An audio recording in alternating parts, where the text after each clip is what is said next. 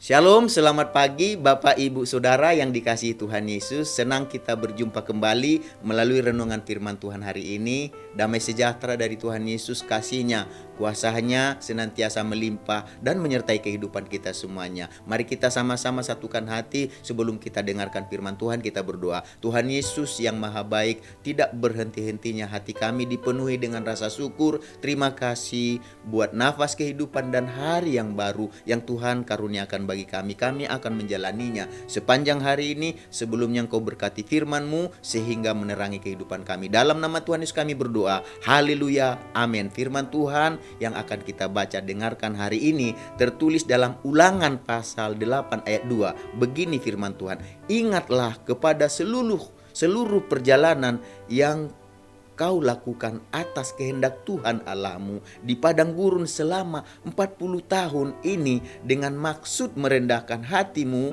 dan mencobai engkau untuk mengetahui apa yang ada dalam hatimu, yakni apakah engkau berpegang pada perintahnya atau tidak. Dari ayat yang kita baca dengarkan hari ini, kita akan berbicara tentang berjalan dalam kehendak Tuhan. Berjalan dalam kehendak Tuhan berarti melangkah, bergerak maju di jalan yang sesuai dengan kemauan Tuhan yang diinginkan, dikehendaki oleh Tuhan. Jadi melalui ayat yang kita baca, dengarkan hari ini Tuhan berfirman kepada bangsa Israel supaya mereka mengingat dan tidak melupakan bagaimana Tuhan telah membawa dan menuntun bangsa Israel keluar dari Mesir menuju tanah Kanaan, tanah yang dijanjikan oleh Tuhan. Tuhan menuntun perjalanan bangsa Israel dengan awan di siang hari dan tiang api di malam hari. Bangsa Israel mengalami berbagai cobaan walaupun mereka berjalan atas kehendak dan tuntunan Tuhan. Tuhan mengizinkan berbagai pencobaan yang dialami oleh bangsa Israel untuk merendahkan hati mereka supaya mereka tidak tinggi hati karena keberhasilan mereka melewati padang gurun bukan karena kekuatan atau kepintaran mereka, tetapi itu semua berkat pertolongan Tuhan. Berbagai pencobaan yang diizinkan Tuhan dialami bangsa Israel selain untuk merendahkan hati mereka, berbagai percobaan yang dialami bangsa Israel dipakai Tuhan juga sebagai sarana untuk mengetahui apakah mereka bersungguh-sungguh memegang perintah Tuhan atau tidak. Jadi Tuhan ingin mengetahui isi hati mereka ketika mereka diizinkan Tuhan mengalami oleh berbagai pencobaan. Isi hati mereka ini apakah mereka tetap berpegangan pada Tuhan waktu mereka mengalami pencobaan. Oleh sebab itulah Tuhan izinkan berbagai pencobaan untuk merendahkan hati mereka dan untuk mengetahui isi hati mereka. Mereka berpegang enggak atas perintah Tuhan. Jadi berbagai percobaan yang Tuhan biarkan terjadi, izinkan terjadi dalam kehidupan bangsa Israel untuk mengetahui kehidupan bangsa Israel. Apakah mereka mau dituntun oleh Tuhan. Dari hampir 2 juta orang yang keluar dari Mesir menuju tanah Kanaan yang dijanjikan oleh Tuhan, hanya 2 yang bertahan sampai kesudahannya dan berhasil masuk ke tanah perjanjian, yaitu Yosua dan Kaleb. Hanya mereka yang bisa melewati berbagai percobaan yang dihadapi. Padahal mereka mengalami percobaan, pergumulan, persoalan yang sama. Tetapi hanya 2 orang, Yosua dan Kaleb, yang berhasil masuk ke tanah perjanjian. Hanya mereka yang merendahkan hati, yang tetap berpegang kepada Tuhan, kepada janji Tuhan, kepada perintah Tuhan. Sebagai pribadi yang bertahan dalam pencobaan, yang merendahkan hati dalam pencobaan, yang berpegang kepada perintah Tuhan, itu jugalah yang harus kita jalani dalam kehidupan kita. Sama seperti Yosua dan Kaleb, mereka berhasil memasuki tanah Kanaan bukan karena kekuatan mereka, bukan karena kepintaran mereka, tetapi karena mereka rendah hati mau menjalani pencobaan yang diizinkan Tuhan terjadi dalam kehidupan mereka. Tahu ini Tuhan izinkan karena Tuhan ingin tahu isi hati kami. Apakah kami tetap berpegang kepada janji Tuhan atau tidak ketika mengalami pencobaan.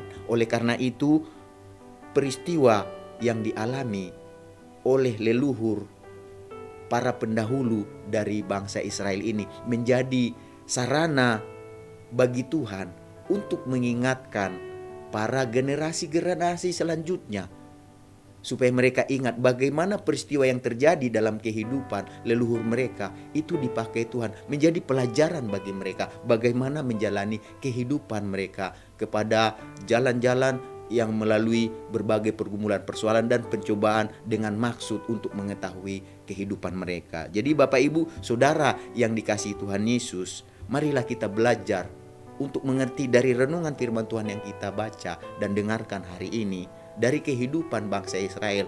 Apa yang diingatkan Tuhan tersebut bukan hanya untuk mereka, tetapi kita sebagai orang yang percaya, Tuhan juga mengingatkan hal yang sama. Artinya apa yang dialami oleh bangsa Israel, jalan hidup kita juga akan mengalami hal yang melalui berbagai pencobaan, melalui pergumulan dan persoalan. Dan ketika itu kita hadapi, percayalah Tuhan tidak memberikan masalah, pergumulan, persoalan, pencobaan yang melebihi kekuatan kita. Tuhan mau ingat, Tuhan mau lihat apakah kita ketika mengalami pencobaan, hati kita ada pada Tuhan atau tidak. Bapak Ibu Saudara yang dikasihi Tuhan Yesus, belajarlah menjalani kehidupan kita sesuai dengan apa yang dikehendaki Tuhan, bukan apa yang kita kehendaki. Sesuai dengan apa yang diinginkan Tuhan, bukan apa yang kita inginkan. Belajarlah untuk menyerahkan, mempercayakan sepanjang kehidupan yang kita jalani kepada Tuhan dengan cara bagaimana libatkan Tuhan di dalamnya. Dengan melibatkan Tuhan di dalamnya tidak berarti kita sudah lepas dari berbagai pergumulan dan persoalan. Sebab sekalipun kita di dalam Tuhan, kita masih Tuhan izinkan mengalami berbagai pergumulan persoalan, baik itu dalam keluarga kita, rumah tangga kita, baik itu dalam sekolah perkuliahan kita, baik itu dalam usaha, dalam pekerjaan kita, setiap aktivitas kita. Percayalah Bapak Ibu Saudara yang dikasihi Tuhan, sekalipun kita sudah kita pastikan ada di jalannya Tuhan, ada di dalam kehendaknya Tuhan, kita akan tetap masih mengalami berbagai masalah dan ujian dan berbagai pencobaan-pencobaan. Tetapi ingatlah, bukankah Tuhan mengatakan pencobaan-pencobaan yang kamu alami tidak melebihi kekuatanmu? Pada waktu kamu dicobai dikatakan Tuhan akan memberikan jalan keluar, sehingga dikatakan kita bisa melewati pencobaan yang sedang kita hadapi. Jadi apapun yang kita hadapi ke depan, apapun yang kita gumulkan ke depan, apapun yang kita persoalkan ke depan, ingat, Tuhan tidak memberi pencobaan yang melebihi kekuatan kita, yang melebihi kapasitas kita. Tuhan akan memberikan pencobaan yang sanggup kita lalui, yang sanggup kita lewati. Oleh karena itu, intinya Bapak Ibu Saudara yang dikasihi oleh Tuhan, mari kita belajar untuk bertahan di dalam pencobaan dengan tetap berpegang kepada perintah Tuhan. Karena mereka yang bertahan dalam pencobaan dan yang berpegang kepada perintah Tuhan, merekalah yang akan menerima apa yang dijanjikan oleh Tuhan. Hanya Yosua dan Kaleb yang menerima apa yang dijanjikan oleh Tuhan, karena mereka berpegang kepada perintah Tuhan. Mereka masuk ke tanah perjanjian. Dan hanya orang-orang percaya yang berpegang kepada perintah Tuhan, yang bertahan di dalam pencobaan, yang akan memasuki tanah yang dijanjikan oleh Tuhan. Kehidupan yang kekal, surga yang dijanjikan Tuhan bagi kita. Jadi apapun masalah kita, apapun pergumulan persoalan kita, ingat, itu dipakai Tuhan untuk melihat isi hati kita.